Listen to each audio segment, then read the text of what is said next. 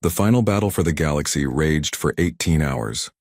Lieutenant HFY, her consciousness now merged with the quantum defense network, coordinated the movements of 50,000 ships as if they were parts of her own body. Through her expanded awareness, she could feel everything. The determination of human crews fighting for their homeworld, the fierce pride of Krell warriors defending their honor, the logical precision of Christarch minds calculating the perfect moment to strike, the collective unity of Zix hive drones working as one.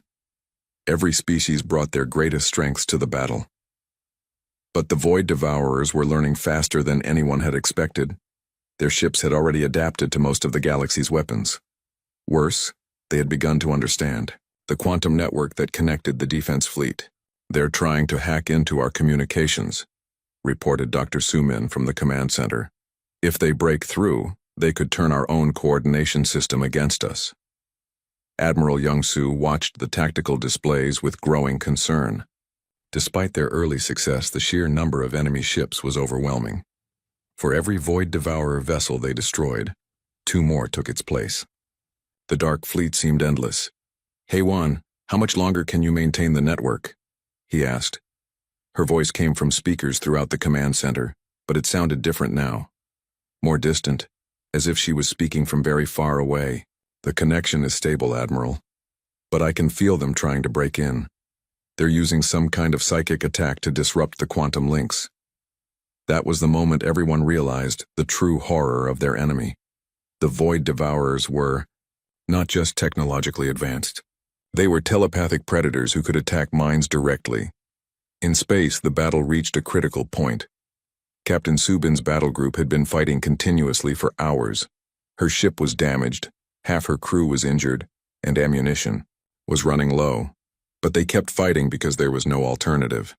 "Captain," called her Velthari tactical officer, "enemy reinforcements approaching from the outer system. At least 5,000 more ships." Subin felt her heart sink. They had already been outnumbered. Now the odds were becoming impossible. But she looked around at her mixed species crew and saw the same determination in every face, no matter what world they came from. "All weapons, continue firing. All crew, maintain positions. We hold the line here." Similar scenes were playing out across the entire fleet. Damaged ships refusing to retreat. Exhausted crews continuing to fight. Species that had been enemies a month ago now dying to protect each other. But the most important battle was happening inside the quantum network itself. HFY could feel the Void Devourer's psychic attacks trying to break her connection to the fleet. Their minds were alien and terrible, focused on nothing but consumption and destruction. "They've been doing this for millions of years," she whispered to Dr. Sumin. "Galaxy after galaxy, they've perfected the art of breaking civilizations apart. They know how to turn our greatest strengths into weaknesses. Can you resist them? Not alone." "But I'm not alone, am I?" That was when HFY realized something the Void Devourers had not expected. The quantum network was not just connecting ships and weapons. It was connecting minds. Every human operator in the system, every alien crew member linked to the network, every consciousness that had chosen to fight for the galaxy's survival. "Dr. Sumin, I need you to do something," HFY said urgently. "Open the network to full connection. Not just the military personnel, but everyone. Every human on Earth, every alien in the fleet, every mind that wants to help. That's incredibly dangerous. The network was never designed for that many connections. It could overload and destroy everyone linked to it. Or it could give us the strength we need to win." Dr. Sumin looked around the command center at the other operators. They were already pushing their minds beyond safe limits, but they nodded their agreement. If this was their last chance, they would take it. "Opening network to full galactic connection," she announced. What happened next had never occurred before in the history of the universe. Billions of minds across the galaxy suddenly found themselves connected. Humans in underground shelters on Earth. Velthari warriors on distant battleships. Christarch colonies calculating mathematical solutions. Aquatic tribes swimming in their water-filled ships. The collective consciousness of the Zix. Gas cloud beings from the nebula reaches. Even species that had never fought wars before. All of them. thinking together, planning together, fighting together as one enormous mind. The effect on the battle was immediate and incredible. Ships began to move with impossible precision. Weapons fired in perfect synchronization.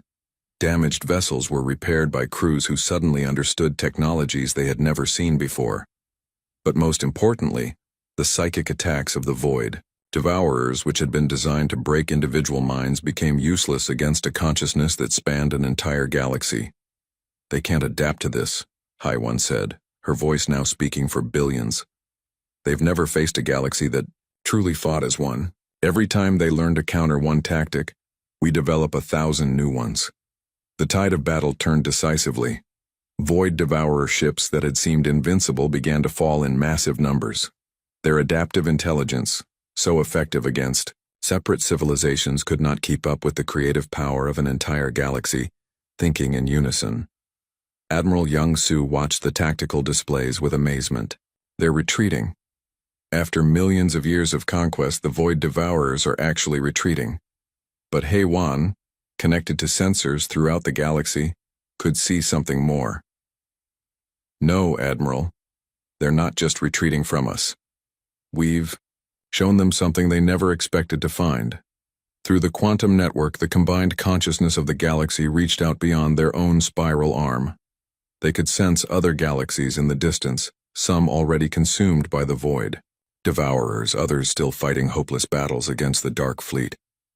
"We can help them," High Wan realized. "The network we built, the unity we achieved, we can share it with other galaxies. We can teach them to fight back." Captain Subin, still aboard her damaged battleship, felt the truth of this through the network connection. Humanity's greatest gift had never been their technology or their weapons.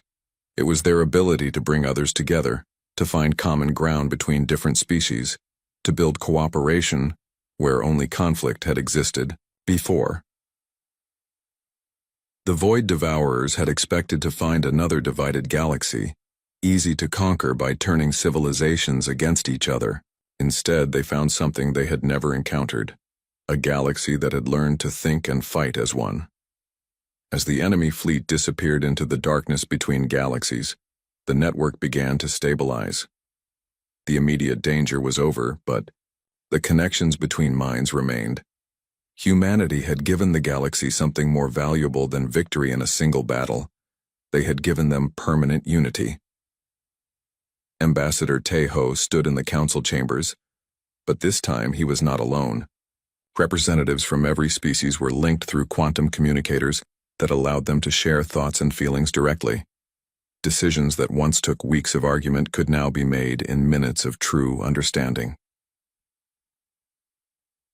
"The Void Devourers will return someday," he said to the assembled aliens. "They'll bring more ships, better weapons, new strategies designed to counter what we've built. But they will never again find us divided." Dr. Sumin worked to establish permanent communication links with distant galaxies. The quantum network could stretch across millions of light years, carrying the knowledge of how to unite different species in common cause. And Lieutenant Hei Wan, forever changed by her merger with the network, became the first director of galactic consciousness. Her individual human life was gone, but she had become something greater, the living embodiment of cooperation between all intelligent species. In the months that followed, the galaxy transformed itself again. Not into a weapon this time, but into a beacon. Other galaxies, facing their own encounters with the Void Devourers, received messages teaching them how to unite their civilizations.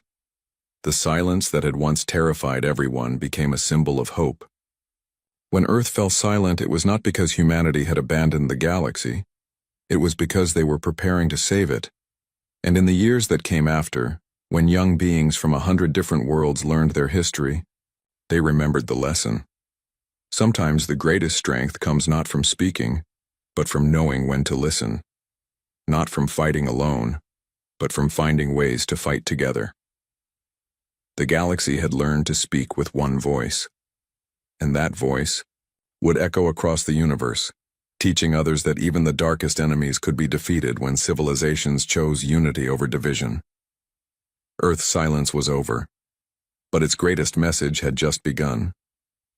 6 weeks had passed since Earth first went silent. Now the galaxy's greatest fleet surrounded the Sol system, waiting for an enemy that had never been defeated. Admiral Young-Soo stood in the Quantum Command Center deep beneath Earth's surface. Around him, hundreds of humans sat connected to the defense network through neural interfaces. Their minds were linked to every ship, every weapon, every sensor in the massive fleet above. The transformation was complete. The Sol system had become a fortress unlike anything ever built. Jupiter pulsed with artificial energy, its moons bristling with weapon arrays that could destroy planets. Mars served as a coordination hub, its geometric patterns channeling information between distant battle groups. The asteroid belt had been converted into millions of connected platforms, each one capable of generating incredible amounts of power. But the real strength of the defense was not in the weapons or shields. It was in the unprecedented cooperation between species that had never fully trusted each other before. Captain Subin commanded a mixed crew aboard the battleship Harmony. Her tactical officer was a Velthari, whose forearms could operate multiple weapon systems simultaneously. Her navigator was a Christarch whose silicon-based mind could calculate hyperspace jumps faster than any computer. Her communications officer was from the Zix Collective, able to coordinate with dozens of other ships through the hive mind network. All ships report ready status, Subin announced to the fleet. Quantum links are stable. Defense grid is at full power. Similar reports came from battle groups throughout the system. The aquatic tribes had positioned their water-filled ships near Jupiter, ready to use the gas giant's gravitational field to accelerate their torpedoes. The Krell Empire's heavy battleships formed a defensive wall around Earth itself. Even species that rarely involved themselves in galactic affairs had sent their best ships and crews. In the command center, Dr. Sumin monitored the quantum consciousness network that connected everything together. The human volunteers who operated the system were pushing the limits of what minds could safely handle. Some had already begun showing signs of permanent neural changes. Lieutenant Haiwan was among the most deeply connected operators. Her consciousness was spread across dozens of ships, coordinating their movements like a conductor directing an orchestra. She could feel every sensor, every weapon, every shield generator, as if they were part of her own body. Dr. Sumin, she said, her voice strangely distant, I'm detecting gravitational disturbances at the edge of the system. They're here.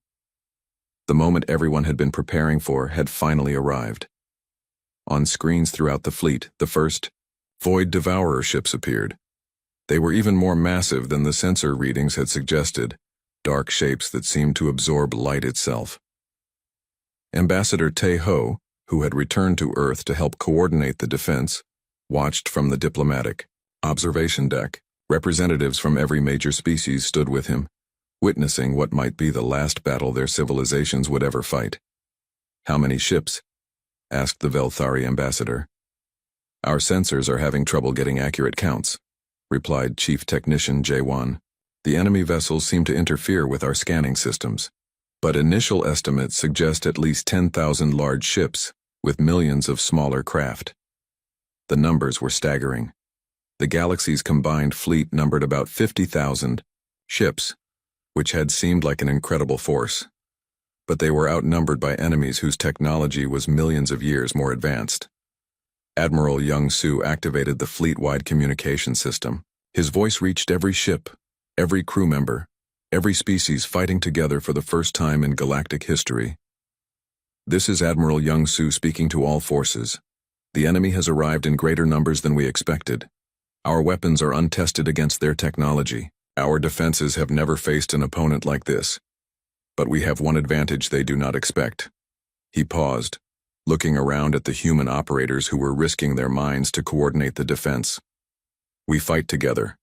Every species in this galaxy, every different way of thinking, every unique strength, all united for the first time.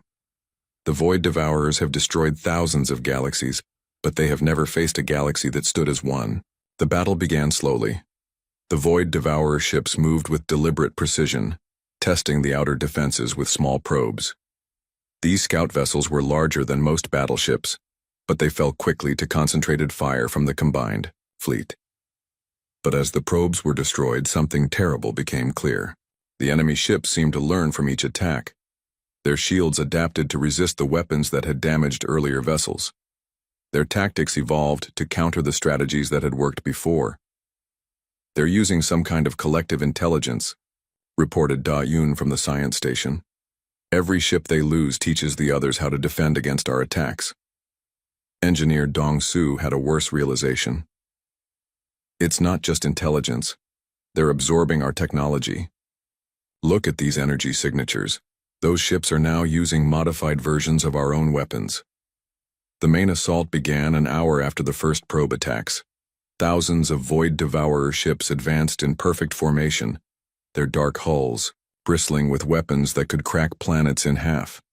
The space around Earth filled with energy beams, missile swarms, and gravitational weapons that twisted the fabric of space itself. Captain Subin led her battle group in a desperate charge against the enemy's left flank. The mixed crews aboard her ships worked with incredible coordination, their different abilities combining in ways that surprised even themselves. "Velthari weapons officer, target their energy projectors," she commanded. "Christarch navigator, calculate jump coordinates to put us behind their formation. 6 communications, coordinate with battle groups 7 through 12 for simultaneous attack." The battle raged across the entire solar system. Near Jupiter, the gas giants modified. Structure fired energy beams the size of continents. The asteroid belt platforms created a network of crossfire that could destroy anything that approached Earth directly. Mars coordinated millions of smaller defense systems, each one adding to the incredible volume of fire directed at the invaders. But the Void Devourers kept adapting. Their ships began to move in patterns that avoided the worst of the defensive fire. Their weapons evolved to penetrate shields that had seemed impenetrable.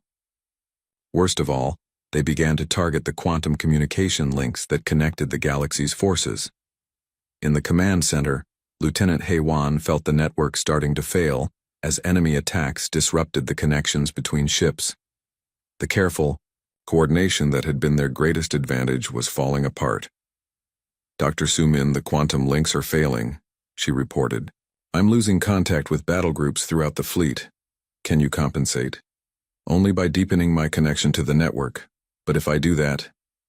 Heiwan paused, understanding the implications. "If I do that, I won't be able to disconnect. My consciousness will become part of the system permanently." Dr. Sumin felt the weight of the decision. Asking someone to sacrifice their individual existence was almost unthinkable. But without the quantum network, the combined fleet would become just a collection of separate ships, easy prey for the adaptive enemy. "Lieutenant, the choice is yours," she said quietly. Heiwan looked around the command center at the other operators, many of whom were already pushing the limits of safe neural connection. She thought about her family, her friends, her life on Earth that she would never experience again. Then she thought about the billions of people throughout the galaxy who were depending on them to win this battle. "Increase quantum connection to maximum," she said firmly. "All frequencies, all networks. Connect me to everything." The neural interface activated, flooding Heiwan's mind with information from across the galaxy. She could feel every ship, every weapon, every crew member fighting in the battle. Her individual consciousness began to merge with the quantum computers that controlled the defense system. But instead of losing herself in the network, something incredible happened. Her human ability to coordinate and communicate was amplified by the quantum systems. She became the living nervous system of the entire galactic fleet. "All ships, this is fleet coordination." Her voice echoed from speakers throughout the galaxy. "I can see everything the enemy is doing. I can predict their moves. Follow my commands exactly." Under Heiwan's guidance, the tide of battle began to turn. Ships that had been fighting separately began to move as parts of a single organism. Weapons fired in perfect timing to overwhelm enemy defenses. Damaged vessels were protected while others took their place in the formation. For the first time since the battle began, the Void Devourers started taking serious losses. Their adaptive intelligence was impressive, but it could not keep up with the creativity and intuition of human consciousness amplified by quantum technology. The galaxy was fighting back, and the universe's greatest predators were learning what it meant to face a prey that refused to surrender. 1 month had passed since Earth first went silent, and the galaxy was falling apart. Captain Haijin stood before the emergency session of the Galactic Council, holding the most important message in the history of their civilization. The great hall buzzed with tension. The Krell Empire was at war with the aquatic tribes. The Zix Collective had taken over 12 neutral systems. 3 separate trade wars had broken out in sectors that humans used to keep peaceful. Fear and anger filled the air like poison. Ambassador Teho had called this emergency meeting, but many species had refused to send their leaders. They thought the humans were trying to trick them somehow. After a month of silence, trust between the species was almost gone. "You have been gone for 1 month," the Velthari ambassador said, his forearms moving in angry gestures. 1 month while the galaxy burns with conflict. Now you return with stories of invisible enemies and ask for our help? Hyejin had expected this reaction. The truth was so incredible that she barely believed it herself. But the evidence was real and time was running out. "Show them the recordings," she said to Chief Technician Jaewon. Jaewon activated the holographic display system. Images filled the air above the council chamber, showing the transformed Sol system in all its impossible glory. The connected platforms, the energy networks, the geometric patterns that covered entire planets. The alien ambassadors fell silent. Even the most advanced species in the galaxy had never built anything on this scale. The transformation of an entire solar system was beyond their imagination. "This is what humanity built while you were gone," Hyejin said. "Not to conquer other worlds, not to gain power over the galaxy. We built it to save everyone."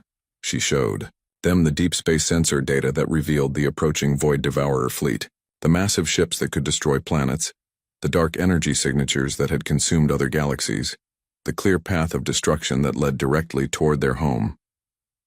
"Impossible," buzzed the Zix Collective's translator drone. "No force can destroy entire galaxies. Your sensors are malfunctioning." "That's exactly what we hoped you would say 18 months ago," Hyejin replied. "We brought this evidence to the council then. Every species dismissed it as human paranoia or faulty equipment, so we decided to prepare alone." Dr. Suman's recorded message played for the council. Her tired voice explained the science behind the threat, using terms that most species could understand.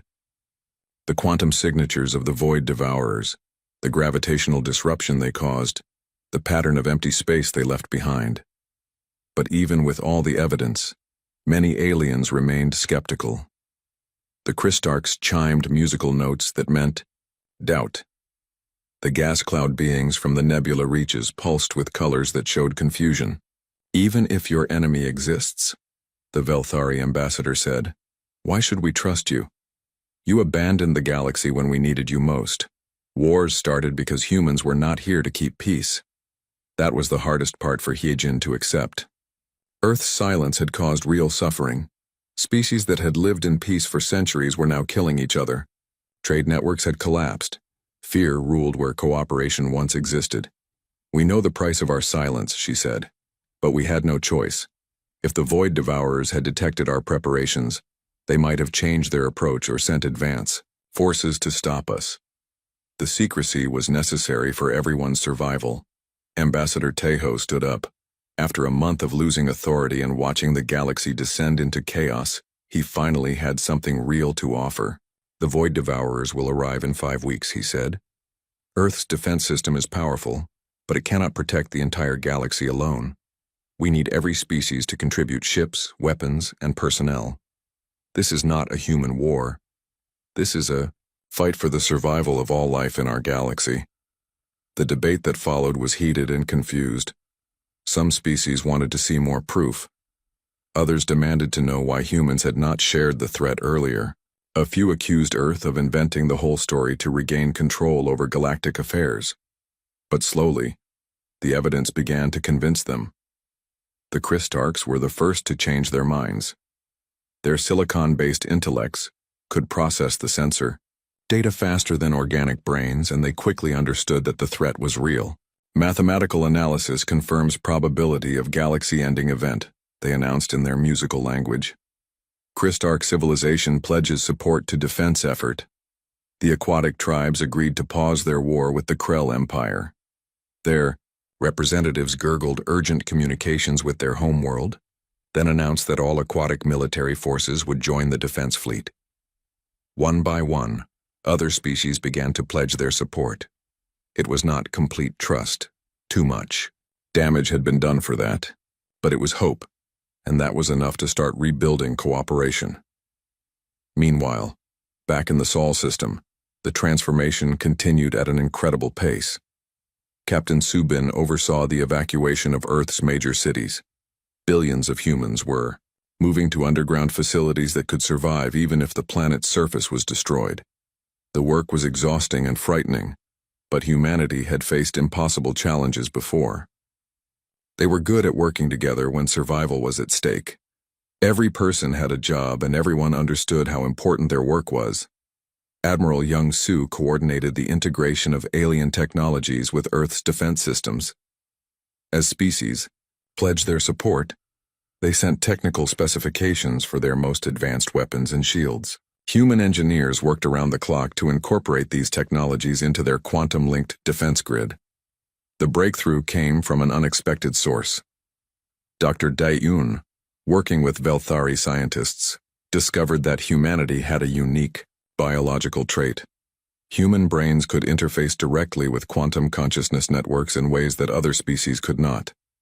It's our adaptability, Dai-un explained in a report to Admiral Young-su.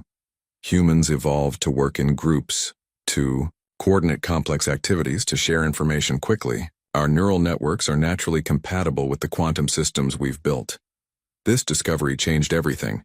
Instead of just contributing ships and weapons, the alien species could link their technologies directly to human operators. A Velthari battleship could be controlled by a human pilot, who shared consciousness with the ship's artificial intelligence. 6 collective hive drones could coordinate with human tactical officers. The combined fleet that began assembling around Earth was unlike anything the galaxy had ever seen. Ships from dozens of different species, all linked through quantum networks controlled by human consciousness. Weapons systems that combined the best technology from hundreds of worlds. But even with all this preparation, everyone knew the battle would be desperate. The Void Devourers had destroyed thousands of galaxies over millions of years. They had faced every possible type of resistance and overcome it all. Deep in Earth's Quantum Command Center, Dr. Su Mian worked with a team of volunteers on the most dangerous part of the defense plan. The quantum consciousness link allowed humans to coordinate the entire defense fleet, but it came with a terrible risk. If the link remained active for too long, or if too much information flowed through it at once, the human operators could lose their individual consciousness permanently. They would become part of the network forever, their minds merged with the quantum computers that controlled the defense systems. Lieutenant Hai Wan was one of the volunteers. She had studied the risks and accepted them without hesitation. "If my consciousness can save the galaxy," she said, "then it's a good trade." Similar preparations were happening throughout human space. On Mars, Tactical Officer Ji-woo coordinated evacuation plans for civilian populations. On Jupiter's moons, Chief Engineer Min-woo oversaw the final installation of planet-sized weapon arrays. Every human in the galaxy understood what they were facing. In 5 weeks, an enemy that had never been defeated would arrive at their doorstep. The preparations they had made in secret would finally be tested. But as the combined fleet grew larger and the defense systems came online, something unexpected happened. The galaxy began to come together in ways it never had before. Species that had been enemies for centuries worked side by side. Technologies that had been jealously guarded secrets were shared freely.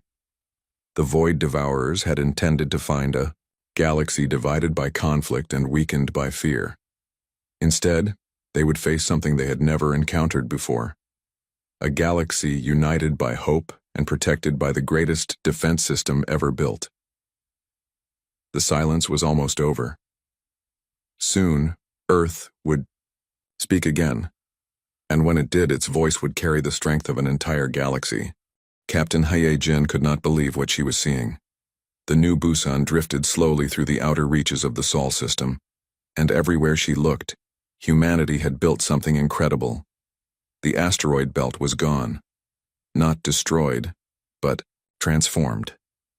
Millions of rocks that had orbited between Mars and Jupiter for billions of years had been turned into a vast network of connected platforms. Metal and stone had been shaped into geometric patterns that stretched across space like a giant spider web. "Dongsu, are you getting energy readings from those structures?" Ye-jin asked. Her engineer stared at his instruments in amazement. "Captain, the power levels are incredible. Each platform is generating more energy than a small star. And they're all connected, sharing power through some kind of energy beam system. How is that possible? Humans don't have that kind of technology." "We didn't have it 2 weeks ago," Dongsu replied. "But this is definitely human engineering. I can recognize the design patterns, the way the structures are built. This is our work, but it's far beyond anything I've ever seen." Da-un pointed to another display showing Jupiter and its moons. "Look at this. They've done something to the gas giant, too." Jupiter looked wrong. The massive planet still spun in its orbit, but its colorful bands of gas had been replaced by perfectly straight lines of energy. The planet pulsed with a steady rhythm, like a heartbeat that could be seen from millions of miles away. "They've turned Jupiter into some kind of machine," Kyung-ho said. "But what does it do?" "I don't know," Da-un replied. "But look at the moons. Europa, Ganymede, Io, Callisto. They're all connected to the planet by energy streams. It's like they're part of one giant system." Communications officer Min-ho had been trying to contact Earth since they arrived in the system. So far, he had received no response to any of his messages, but his instruments were picking up something strange. "Captain, I'm detecting signals," he reported. "Not radio waves like we normally use. Something else. Something more advanced." "Can you decode them?" Ye-jin asked. "I'm trying, but this technology is beyond our current systems. It's like trying to listen to a conversation between computers that think 1,000 times faster than we do." The new Busan continued deeper into the solar system. Mars came into view and the crew gasped at what they saw. The red planet had been covered with a geometric pattern visible from space. Lines of silver and gold stretched across the surface, in perfect mathematical arrangements. "It's beautiful," Da-un whispered. "But what is it for?" "Defense," Kyung-ho said suddenly. Everyone turned to look at him. "I've been analyzing the structures, and they all have one thing in common. They're positioned to protect something. All of these platforms, all of these energy networks, they're designed to defend the inner solar system." "Defend against what?" Ye-jin asked. Before anyone could answer, Min-ho's equipment came alive with sound. "Captain, I'm receiving a transmission. It's from Earth." The bridge fell silent. After 2 weeks of wondering what had happened to their home planet, they were finally going to get answers. "Put it through," Haye-jin ordered. A familiar voice filled the bridge. Dr. Sumin was one of Earth's leading quantum physicists. Her research had always been theoretical, dealing with ideas so advanced that most people could not understand them. But now she sounded tired and frightened. "This is Dr. Sumin broadcasting from Earth Defense Command. If you are receiving this message, you are human personnel returning to the Sol system. Welcome home. Please continue to the coordinates I am transmitting and prepare for immediate briefing." The message was brief, but it answered one important question. Earth was still inhabited and still controlled by humans. Whatever had happened, humanity had not been destroyed or abandoned their home. As they followed the coordinates toward Earth, more details of the transformation became clear. The space around Earth itself was filled with orbital platforms connected by streams of energy. The moon had been covered with structures that pulsed with power. Everything was connected, all part of one enormous system. "It's like they turned the entire solar system into a single machine," Dongsu said. "But a machine designed to do what?" They landed at a spaceport that had not existed 2 weeks earlier. The facility was clearly new, built quickly but with impressive skill. Armed guards met them at the landing pad, humans but wearing uniforms and equipment that looked more advanced than anything in the galactic databases. General Boram was waiting for them in the briefing room. Hyejin had heard of her before. Boram was known throughout the galaxy as one of humanity's finest military minds. She had been involved in peacekeeping operations on dozens of worlds, always finding ways to end conflicts without massive bloodshed. But the woman who sat across from them looked like she had not slept in weeks. Her uniform was clean and pressed, but her eyes showed the strain of carrying enormous responsibility. "Captain Hyejin, thank you for coming," Boram said. "I know you have questions. I'm going to give you answers, but first I need you to understand something. Everything I'm about to tell you is classified at the highest level. The survival of not just humanity, but every species in this galaxy, depends on maintaining secrecy until we are ready." "Ready for what?" Hyejin asked. "War," Boram replied simply. "A war unlike anything this galaxy has ever seen." She activated a holographic display that showed a map of the galaxy. At first it looked normal. Thousands of star systems, hundreds of different species, the familiar patterns of trade routes and political boundaries that had existed for centuries. Then Boram adjusted the display to show a wider view. Beyond the edge of their galaxy, something was approaching. It was massive, dark, and moving with purpose toward their spiral arm of stars. "We detected them 18 months ago," Boram explained. "Our deep space monitoring stations picked up gravitational anomalies beyond the galactic rim. At first we thought it was just a large asteroid or comet. Then we realized it was moving in a straight line toward us." The holographic display zoomed in on the approaching object.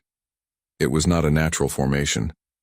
It was clearly artificial, but built on a scale that dwarfed anything in their galaxy. Ships, if they could be called ships, that were larger than Earth's moon, structures that stretched for thousands of miles. "Who are they?" Dayun asked. "We call them the Void Devourers," Boram replied. "Our long-range sensors have tracked their path back through space. They've been traveling for millions of years, moving from galaxy to galaxy. Every place they visit becomes empty space. No stars, no planets, no life. Nothing." The room fell silent as the implications sank in. An enemy that destroyed entire galaxies was heading toward them, and somehow humanity had known about this threat for over a year. "Why didn't you warn the other species?" Hyejin asked. "We tried," Boram said. "We sent reports to the Galactic Council. We shared our data with scientists from other worlds, but they didn't believe us. The Velthari thought it was human paranoia. The Zix Collective said our sensors were malfunctioning. The Christarchs dismissed the threat as statistically insignificant. So you decided to prepare alone?" "We had no choice. The Void Devourers will reach our galaxy in approximately 6 weeks. If we're going to survive, if anyone is going to survive, we need to be ready." That meant transforming our entire civilization into a defense system. Boram showed them more images.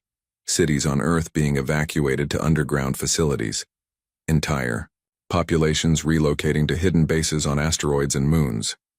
The industrial might of humanity being focused on a single goal: building the largest weapon system ever created. "Every human facility in the galaxy has been contributing," Boram continued. "Mining operations, research stations, colonial governments.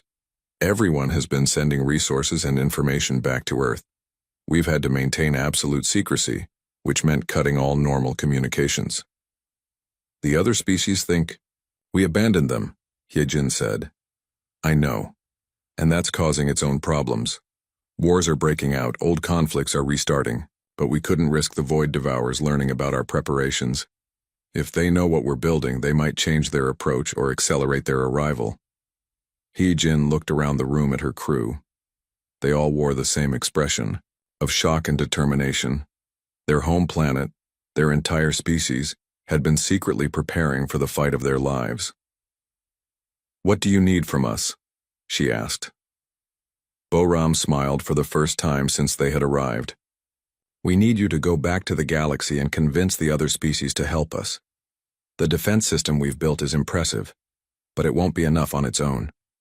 We need every ship, Every weapon, every mind in the galaxy working together. Will they listen to us after we've been silent for 2 weeks? They'll have to, Boram replied, because in 6 weeks the Void Devourers will be here, and if we don't stand together, we'll all fall separately. 3 days had passed since Earth stopped talking. The news had spread across the galaxy like wildfire. Every species, every colony, every space station knew that something was wrong with the humans. Captain Hyejin stood on the bridge of her exploration ship, the New Busan. She had received urgent orders from the Galactic Council just hours ago. Her mission was simple but terrifying: travel to the Sol system and find out what happened to Earth. The New Busan was not a military ship. It was built for exploring new worlds and making contact with unknown species. But right now, it was the closest human vessel to Earth that could make the journey quickly. Every other human ship in the area had also gone silent. Engineer Dongsu, how long until we can leave? Hyejin asked. Dongsu looked up from his control panel. His face was pale with worry. Like everyone else, he had family on Earth. His parents lived in the city of Seoul. His sister worked at the space elevator that connected Earth to its orbital stations. He had not heard from any of them in 3 days. The ship is ready, Captain. We can jump to hyperspace in 10 minutes, he replied. Good. Da-un, what do we know about conditions in the Sol system? Da-un was the ship's xenobiologist, an expert in alien life forms. But right now, she was using her skills to analyze the strange data they had received about Earth. The last automatic signals from the solar system stopped exactly 72 hours ago. All monitoring stations, all automated. Beacons, everything went quiet at the same time. That was the part that scared everyone the most. Earth had hundreds of automated systems that sent constant signals into space. Weather monitoring, solar activity reports, navigation beacons for incoming ships. These systems had worked perfectly, for centuries without any human attention. For all of them to stop at once meant something very big had happened. Kyung-ho, the weapons officer, spoke from his station. Captain, I've been monitoring galactic communications. The situation is getting worse out there. He was right. As Earth's silence continued, the other species in the galaxy were starting to panic. Humans had been the peacekeepers, the negotiators, the ones who solved problems when aliens could not agree. Without humans to keep order, old conflicts were starting up again. The Krell Empire had declared war on the aquatic tribes of Hydros. The two species had been arguing about water rights for years, but humans had always managed to keep them talking instead of fighting. With Earth silent, diplomacy had failed. War fleets were already moving toward the disputed systems. The Zix Collective had begun expanding aggressively into neutral space. Their hive mind made them efficient at taking over new territory, but humans had always convinced them to respect the boundaries of other species.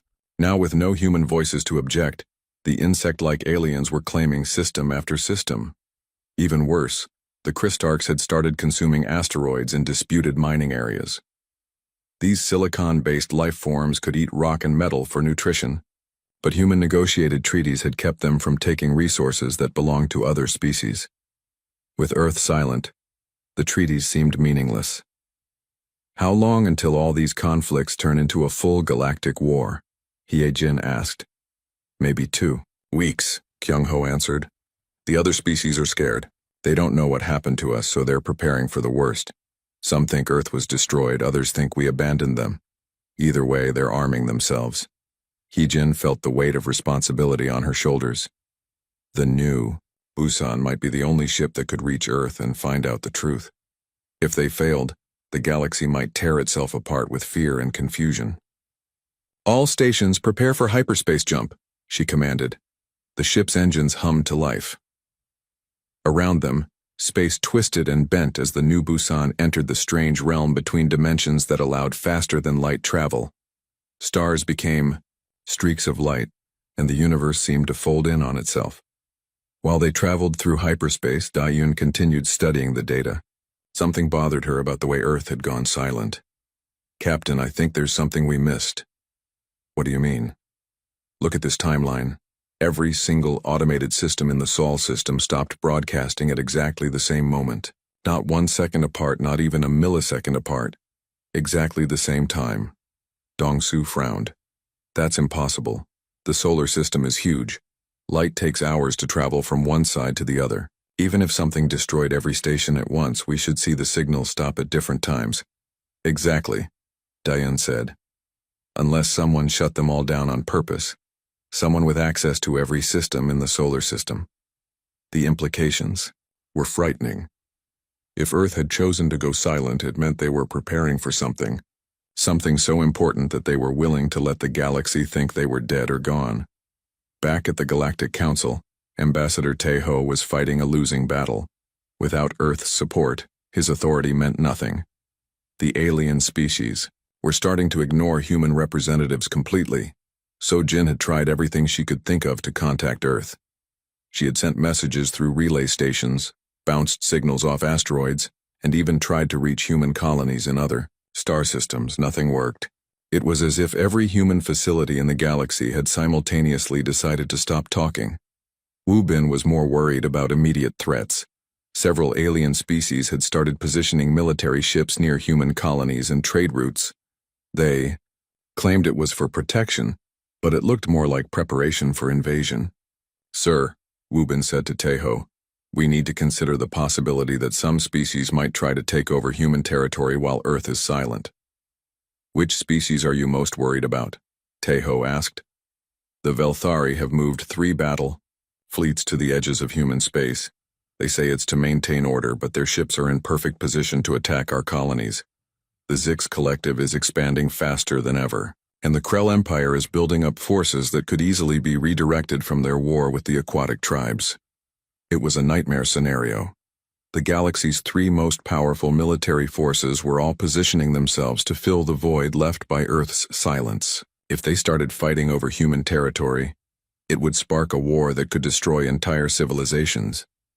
Meanwhile, deep in space, the new Busan continued its journey toward Earth. The ship's crew worked in nervous silence, each person lost in their own thoughts about what they might find when they reached the Sol system. Daun made another disturbing discovery. Captain, I've been analyzing communication patterns from before Earth went silent. In the last few weeks, there was a significant increase in encrypted messages between Earth and all human facilities throughout the galaxy. What kind of messages? Hyejin asked. I can't decode them, but the pattern suggests coordination. Like Earth was sending instructions to every human colony, every space station, every research facility.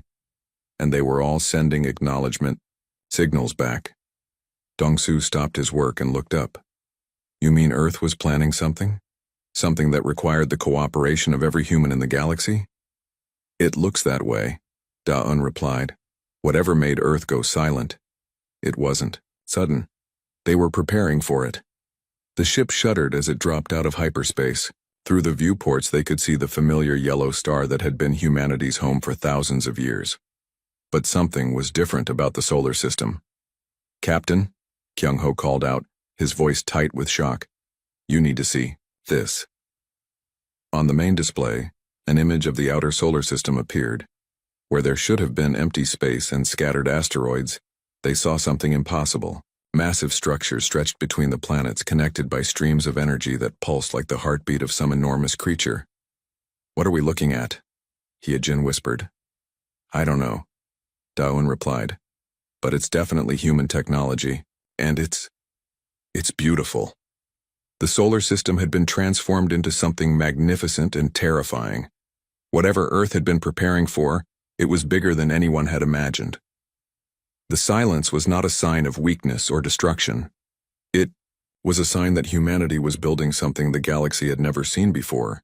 Ambassador Taeho walked into the Great Hall of the Galactic Council. The massive room buzzed with voices from hundreds of different alien species. Some spoke through translators, others used light patterns, and a few communicated with strange, musical sounds. Taeho had been Earth's voice in this place for 5 years now. He knew every corner of this room, every face that belonged to the different worlds. Today felt different, though. Something was wrong, but he could not figure out what it was. The council meeting started like any other. The Velthari ambassador, a tall blue creature with 4 arms, complained about trade routes. The insect-like Zix collective buzzed angrily about mining rights. The water-breathing people from Hydros gurgled their concerns about pollution in shared space. Tejo listened to each complaint. This was normal. Every few months the same arguments happened. Earth always helped solve these problems. Humans were good at finding ways to make everyone happy. They talked a lot, sent messages constantly, and never gave up on making peace between angry aliens. But something felt empty today. Tejo touched the communication device on his wrist. Usually it beeped every few minutes with messages from Earth, updates about new ideas, questions about alien cultures, or just friendly greetings from other humans around the galaxy. The device had been quiet for 6 hours now. 6 hours without a single message from Earth. That had never happened before. So-Jin sat at the communication desk behind Tejo. She managed all the messages that came and went between Earth and the Council. Her job was never boring because humans never stopped talking. They always had something to say, some new idea to share, or some problem they wanted to help fix. She stared at her screen. The last message from Earth came at 800 hours that morning. It was just a simple daily report about weather and crop production. Nothing special. Nothing that suggested anything was wrong. Since then, nothing. No calls, no data streams, no emergency signals, no routine check-ins. The communication channels were open, but no one was using them. It was like Earth had just stopped existing, so Jin tried to contact Earth directly. She sent messages to the main government building, to the space stations around Earth, and to human colonies on nearby planets. All the messages went out fine, but no answers came back. The silence stretched on. Across the room, Wubin noticed the strange quiet too. He was a military man who had served with Earth Defense Corps before becoming a diplomatic helper.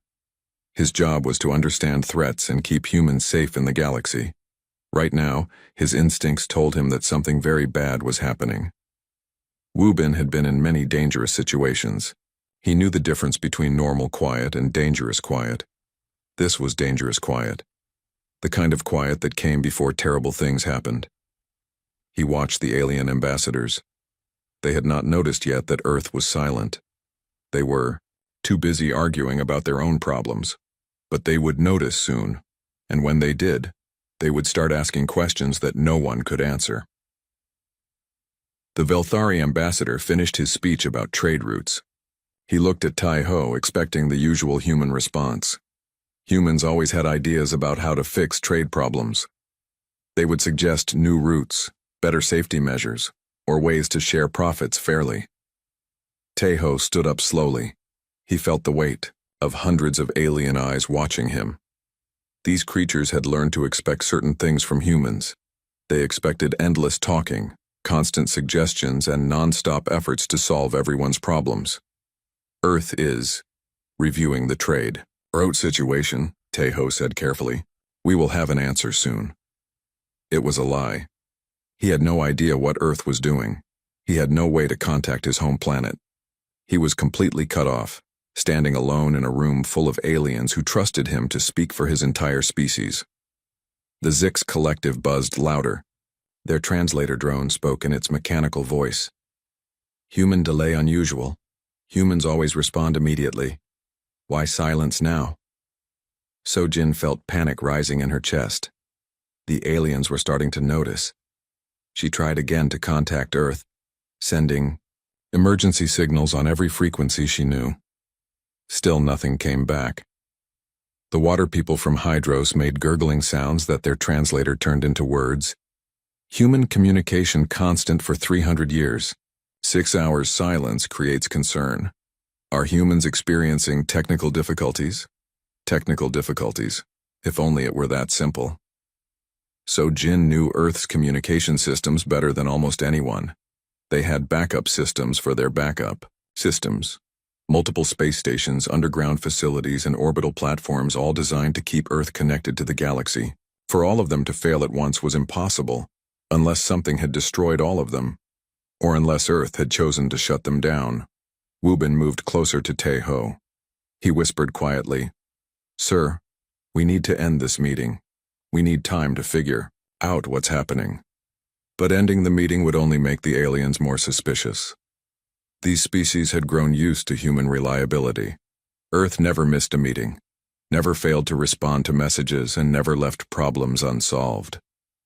The humans were the ones who kept the galaxy running smoothly. A new voice joined the conversation. Keth Moran, the senior Velthari ambassador, stood up. His forearms moved in patterns that showed deep concern. Human silence unprecedented. In 300 years of contact, humans never cease communication for more than standard hour. Current. Silence duration suggests serious problem. The room grew quieter. Other aliens began to pay attention. The crystarchs, made of living silicon, chimed musical notes that meant worry. The gas cloud beings from the nebula reaches pulsed with darker colors. Sojin tried one more time to contact Earth. She used the emergency frequency reserved for the most serious situations. The signal went out into space, traveling toward the small yellow star that was humanity's home. Nothing came back. Tejo realized that he had to make a choice. He could keep pretending that everything was normal, but the aliens would figure out the truth soon. Or he could admit that he had lost contact with Earth, which would cause panic throughout the galaxy. Neither choice was good, but lying would only make things worse later. "The Council will take a short break," Tejo announced. "Earth is experiencing some communication issues. We expect to resolve them soon." The alien ambassadors looked at each other with expressions that needed no translation. Worry, confusion, and fear crossed faces from a dozen different worlds. The humans were always talking, always connected, always available. For them to go silent meant something was terribly wrong. As the aliens filed out of the Great Hall, Sojin gathered her equipment. Her hands shook as she packed up the communication devices that had become useless. Somewhere out in space, Earth continued its orbit around the sun. But for the first time in 3 centuries, Earth was not talking. Wubin checked the security systems around the council building. If Earth was in trouble, the humans on Nexus Prime might be in danger too. Other species might blame them for whatever was happening. Or worse, they might try to take advantage of humanity's apparent weakness. The 3 humans stood alone in the empty council chamber.